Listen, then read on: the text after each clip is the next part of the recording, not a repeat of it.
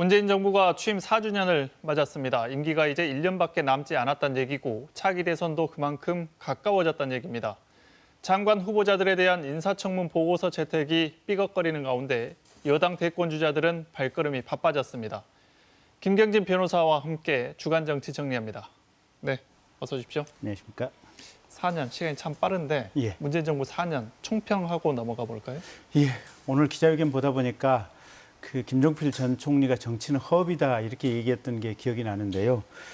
문재인 대통령 집권 초반만 해도 사실은 남북관계 극적으로 개선시키면서 국민들의 사랑을 많이 받았었거든요. 네. 이걸 동력으로 해서 지방선거 압승 거뒀고 또 21대 국회의원 총선에서 정말로 압승을 거뒀습니다. 그런데 최근에 이제 국민들과 마음이 좀 이렇게 멀어지면서 재보궐선거 서울시장, 부산시장 재보궐선거에서 정말로 많은 이 수치 차이로 지금 낙선을 했었고요. 또 대통령 지지율도 30대 초반대에 머무르고 있어서 국민들과 마음이 좀 많이 떨어진 상태에서 마지막 1년을 정리하려고 하니까 대통령께서도 참 여러 가지로 신경 쓰는 게 많구나라는 생각이 들었습니다. 네, 앞서도 과제를 살펴봤지만 남은 1년 우선 과제, 네. 아무래도 코로나19 극복이겠죠? 그렇죠. 그러니까 대통령께서 약속하신 대로 올 연말까지는 사실은 국민들이 집단 면역에 도달할 수 있도록 70% 이상의 국민들이 다 백신 주사를 맞아야 될 것 같고요. 정부에서는 이제 백신 물량을 확보했다고는 얘기하지만 구체적으로 들어와서 국민들이 주사를 맞기까지 그 과정을 다 제대로 수행해야 될 이 책무가 있는 것 같고요.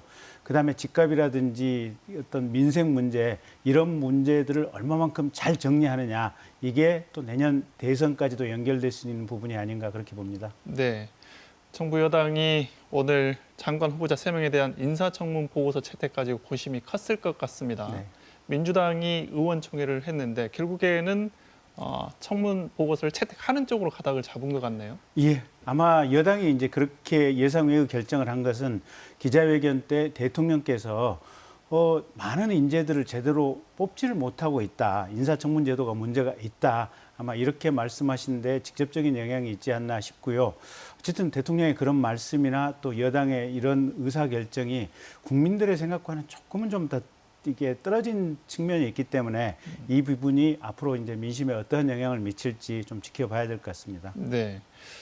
민주당 대권 주자들 행보가 좀 바빠졌습니다. 오는 9월까지 대선 후보를 뽑아야 되면 다음 달부터는 본격적인 레이스 들어가야 될 테고 네. 그래서 경선 체제가 이미 시작된 것 아니냐 이렇게 봐야겠죠? 이미 시작됐다고 봐야 될 것 같고요. 지금 이 상황에서 지금 대통령 후보 경선을 몇 달 미룬다 하는 것은 쉽지 않은 상황인 것 같고요. 그래서 엊그제 이제 박용진 의원이 나 출마하겠다 공식 출마 선언한 것을 필두로 해가지고 앞으로 아마 정세균 총리라든지 또 이낙연 대표 또 이재명 지사 아마 여러 명의 많은 후보들이 출마 선언을 할 것 같고 그런 와중 속에서 자연스럽게 경선의 분위기가 아마 뜨겁게 좀 달아오르지 않을까 이렇게 예상해 봅니다. 네. 반면에 야당 상황은 좀 많이 다른 것 같아요. 대권 주자가 뚜렷하게 보이지 않은데 역대 선거에서 야당 주자가 이렇게 보이지 않은 선거가 있었나 싶은 생각이 드는데 상황 변화는 앞으로 좀 시간이 지나면 바뀌겠죠? 글쎄요. 이제 결국은 지금 야당 측은 이게 보면 어떤 선택을 하겠다고 공개적으로 표명을 한 적은 없지만 윤석열 전 총장이 원탑으로 우뚝 서 있고 나머지 안철수, 그다음에 홍준표, 유승민 이런 분들이 아주 낮은 그러니까 한 자리 숫자대의 지지율을 얻고 있는 이런 상황들이기 때문에 사실은 빨리 윤석열 총장이 나와서 얼마만큼 범야권의 주자로 안착하느냐 오히려 이것이 관건이 아닌가 그렇게 보여집니다. 네, 말씀하신 대로 윤석열 전 총장은 지지율이 고공행진 중인데 실제 출마하면 현실 정치의 벽이 높은 걸 실감할 거다 이런 평가도 있고 아니다 과소평가돼 있다 이런 평가도 돼 있습니다. 보시기에 어떠십니까? 글쎄 과소평가가 아니고 지금 지지율이 뭐 많이 나오는 데는 40%까지 나오니까 과연 그 40%대의 지지율을 그러니까 높은 지지율을 유지할 수 있느냐 없느냐 딱 그 문제인 것 같고요. 이제 한 달 동안 첫 등장하고 한 달 동안 과연 대한민국의 국정 이슈를 본인의 주장을 가지고 얼마만큼 이끌어갈 수 있느냐 거기에 의해서 이 높은 지지율을 그대로 끌고 갈 수 있느냐 없느냐가 좌우된다 이렇게 봐야 될 것 같고요.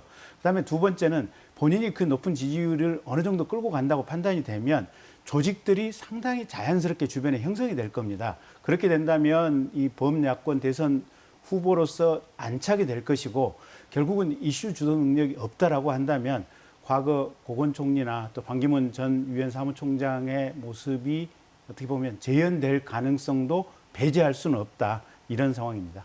네, 그 시점에 어떻게 상황이 진척이 될지 상당히 궁금해지네요.